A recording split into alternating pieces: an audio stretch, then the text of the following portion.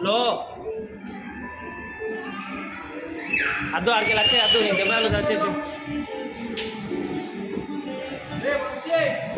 అది depends upon parents అంతే. ఇప్పుడు మనము వీళ్ళతో మాట్లాడాలి అంటే వాళ్ళు మాట్లాడతారు, వద్దు అంటే వాళ్ళు మాట్లాడరు. అంటే అర్థం కాలేదు. ఇప్పుడన్నా గ్రాండ్ ఫా ఉంటుంది, గ్రాండ్ ఫాదర్ గ్రాండ్ మదర్ ఉంటుంది. గ్రాండ్ మదర్ గ్రాండ్ ఫాదర్ చాలా టేక్ కేర్గా తీసుకుంటారు పిల్లల్ని. నా కొడుకు నా మనమరాలని తీసుకుంటాను. అదే వేరే ఎక్స్పర్సన్ ఉన్నదా అంత పట్టించుకోరు. ఆ ఎక్స్పర్సన్ని కూడా రోజు మనం అలవాటు చేసి మన పిల్లలకు అలవాటు చేసినాం అనుకో అలవాటు అయిపోతాను కూడా. నేను అది కాదు క్వశ్చన్, అది కాదు డైరెక్ట్ సార్ విన్నవా. నేను అడిగింది ఏంటంటే వాళ్ళల్లో న్యాచురల్గా మనకంటే ఎక్కువ క్రియేటివిటీ ఉంటుంది, షార్ప్నెస్ ఉంటారు. అది అట్లనే ఉండాలి లేదా పెరగాలంటే పేరెంట్గా మనమేం చేయాలా?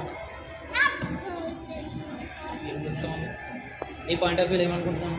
అదే మీరు చెప్పండి ఒకసారి అంటున్నా. చెప్పు కదా ఏమనుకుంటున్నాను. ఏం చేయాలా? ఎంకరేజ్మెంట్ ఉంటుంది ఫస్ట్. ఇంకా మీ పిల్లకి నేర్పిస్తున్నారు, నేను నేర్పించట్లేదు. మోటివేషన్ నేను మోటివేట్ కూడా చేయట్లేదు, చేస్తున్నావు. దాన్ని మోటివేషన్ అంటారు. ఏమంటున్నా? హ్యావింగ్ ఫన్, అది ఒక రకమైన అడుగుతున్నా అంటే అది వర్డ్ ఎట్లున్నది ఇప్పుడు మీరు చెప్పేది. హ్యావింగ్ ఫన్ అని అడుగుతున్నా అంతే, నేను జారు అది అనట్లేదు. సరే ఇది టాపిక్ కాదు, అది టాపిక్. లడ్డు డైరెక్ట్ సార్ చాలా ఇంపార్టెంట్ క్వశ్చన్, మంచిగా విను. మీకు విద్వాన్ చూడు, విద్వాన్ పండగ ఇగో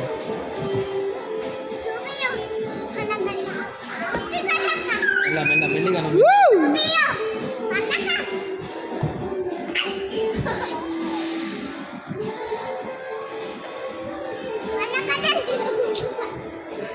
పిల్లల్లో క్రియేటివిటీ షార్ప్నెస్ ఏదైనా ఎక్కువ కావాలంటే ఒక పేరెంట్గా ఏం చేయాలి అంటే ఏం చేయాలి పాయింట్ అర్థం చేసుకో.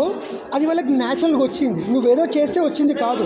నువ్వేం చేయకపోతే అదే పెరుగుతుంది, నువ్వు ఏం చేసినా తగ్గుతుంది, ఏం చేసినా తగ్గుతుంది.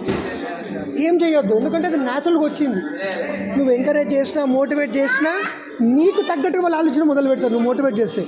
కాబట్టి వాళ్ళ స్టైల్ ఆఫ్ థింకింగ్ వాళ్ళకి వదిలేస్తే వాళ్ళే పెరుగుతారు. అరే ఇమ్मी अकेले है रे घर में हाँ